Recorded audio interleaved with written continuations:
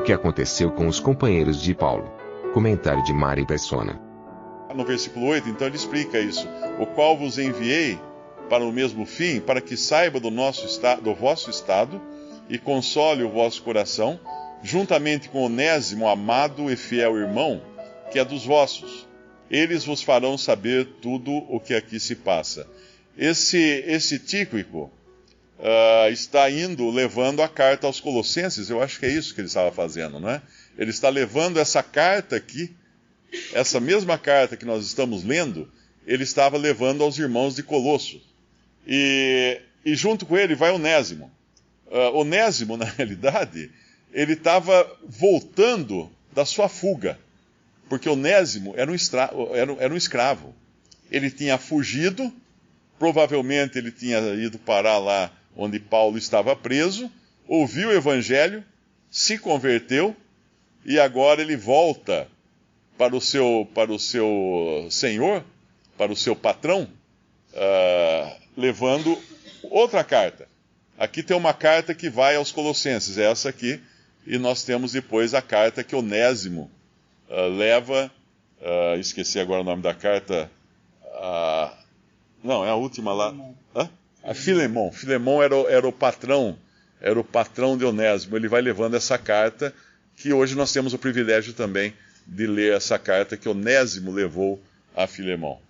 Nós vemos dois casos nesse trecho de perdão e restauração que demonstram como deve ser o amor cristão, perdoando e restaurando. Um caso, evidentemente, é o de Onésimo, que ele era incrédulo, se converteu e agora está voltando para o seu Senhor, e Paulo roga então por ele. Outro caso é o de Marcos, no versículo 10, Aristarco, que está preso comigo, vos saúda, e Marcos, o sobrinho de Barnabé, acerca do qual já recebestes mandamentos, se ele for ter convosco, recebei-o. Marcos, em Atos, nós encontramos um episódio em que Barnabé insiste com Paulo, que queria levar Marcos, e Paulo dizia que não devia levar Marcos. E Barnabé bate o pé, vai para um lado, Paulo vai para outro, e nunca mais nós escutamos falar de Barnabé nessa missão que ele sai com Marcos em Atos. A palavra de Deus acompanha Paulo, então, nos episódios seguintes, deixando claro que o julgamento de Paulo era o correto. Talvez Marcos ainda tivesse algumas arestas ali que não seriam boas para ele ser levado numa missão como aquela que Barnabé queria levá-lo. Mas aqui nós vemos esse Marcos sendo restaurado.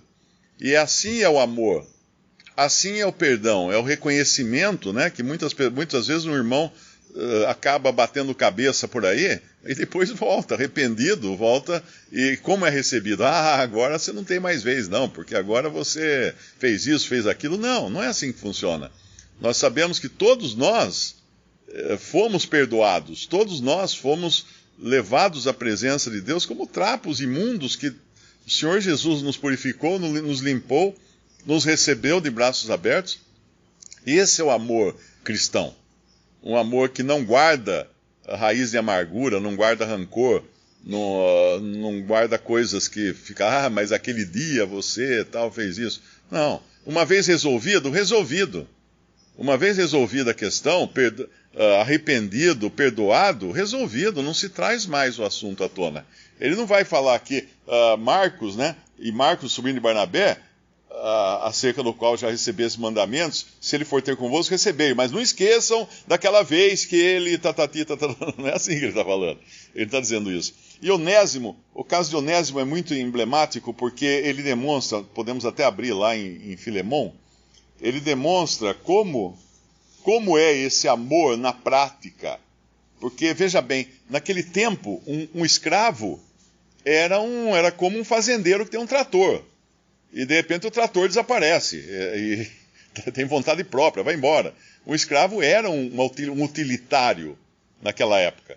Não é a escravidão, devemos lembrar sempre disso, não é a escravidão do Brasil colônia, não é a escravidão por cor de pele, é a servidão que havia no próprio judaísmo, porque a escravidão por cor de pele foi inventada pelos muçulmanos depois do ano 1000 e alguma coisa. Essa não é. Tanto é que no judaísmo, um servo ou escravo, não é? Ele podia se vender a si mesmo como escravo para pagar uma dívida. E ele tinha opções de depois sair daquela condição de escravo também. Então é diferente. Nós encontramos alguns escravos na Bíblia que eram homens ilustres, como aquele eunuco, que era um servo da rainha da Etiópia. Ele era um escravo. Ele era um eunuco, escravo. Os escravos que ficavam junto com a rainha e com as princesas, eles eram castrados para não contaminar a linhagem real. Era assim que funcionava, por isso que ele era um eunuco. Mas ele tinha uma posição elevadíssima, era um ministro da rainha. Então é bom entender isso, e quando fala escravo, não é a mesma coisa que a gente aprendeu nas aulas de história do Brasil Colônia. Mas aqui em Filemon, capítulo 1, versículo 10, Paulo fala assim: peço-te por meu filho Onésimo, que gerei nas minhas prisões. Porque foi lá que Onésimo ouviu o evangelho de Paulo e se converteu. E Paulo chama de filho na fé. O qual, noutro tempo, te foi inútil, mas agora a ti e a mim, muito útil, eu te tornei a enviar. Que palavras é essa para encaminhar, para recomendar uma pessoa? Ele foi inútil antes, porque nós todos éramos inúteis antes de sermos salvos. Não havia utilidade alguma que Deus pudesse achar no incrédulo. Tanto é que as obras dos incrédulos são trapo de imundícia. As nossas obras eram trapo de imundícia. Deus não aceita as obras de um incrédulo. Alguém pode falar assim: mas tem lá o Cornélio, que ele fazia obras e orações a Deus, as esmolas eram lembradas. Sim, mas ele tinha vida já. Ele era nascido de novo. Ele ia ainda ouvir o evangelho claro e se converter e receber o Espírito Santo. Mas ele já tinha nascido de novo, porque Deus não aceita qualquer coisa vindo de alguém no seu estado de morto, nos seus delitos e pecados. Então ele era inútil, Onésimo. Mas agora ele é chamado de muito útil, não só a Filemon, mas também ao próprio apóstolo Paulo. Eu estava pensando nesse Demas que aparece no nosso capítulo de Colossenses, em Colossenses 4, porque ele vai citar Demas aqui no versículo 14, né? Saúda-vos Lucas, o médico amado, e Demas. Então Demas, pelo jeito, estava junto com Lucas, auxiliando Paulo, e deve ter sido um irmão que foi muito usado pelo Senhor. E às vezes, alguém que foi usado pelo Senhor num determinado período da sua vida, ele pode se tornar um Demas de 2 Timóteo, capítulo 4. Eu acho que isso é uma coisa que a gente deve sempre ter em mente. Capítulo 4, versículo 10. Porque Demas me desamparou, amando o presente século, e foi para Tessalônica. Que tristes palavras essas da última carta de Paulo. Nós não sabemos o que aconteceu com Demas depois. Aqui não fala que Demas tenha abandonado a fé, ou apostatado, que Demas tenha negado sua fé. Aqui não fala. Aqui fala que Demas amou o presente século. E isso o fez desamparar Paulo. Então, muitas vezes, o envolvimento que nós temos com o mundo nos leva a desamparar também a sã doutrina, a desamparar as coisas que aprendemos do apóstolo Paulo, inspirado pelo Espírito Santo, porque nos leva a querer outras coisas. Existem muitos que um dia estiveram congregados ao nome do Senhor, e aí viram que tinha lugar mais legal para ir, tinha lugar com música melhor, tinha irmãos mais amorosos, tinha obra de caridade, tinha escola dominical com palhaços e coisa assim, e falar: por que eu vou ficar nessa coisa tão chata, né, tão devagar que eu estou?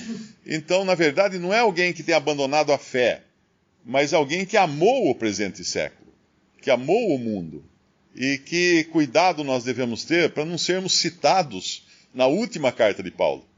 Porque na carta aos Colossenses, Demas ainda está junto com Paulo e aparentemente está tudo bem.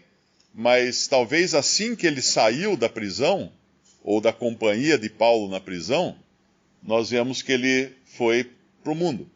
Amou o presente século.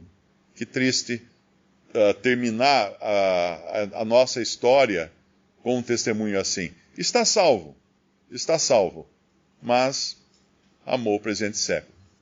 Atos 6, na verdade, Atos 6 esclarece isso, que o termo é amplo o suficiente para incluir também o ministério da palavra, o termo diaconia grego, porque lá em Atos 6, versículo 4, quando tem aquela questão dos que reclamavam, então foi formado um diaconato, né, para servir as mesas, fala que nós perseveraremos na oração e no ministério da palavra.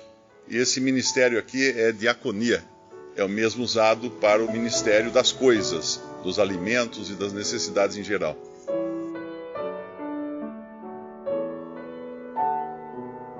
Visite Respondi.com.br. Visite também 3minutos.net.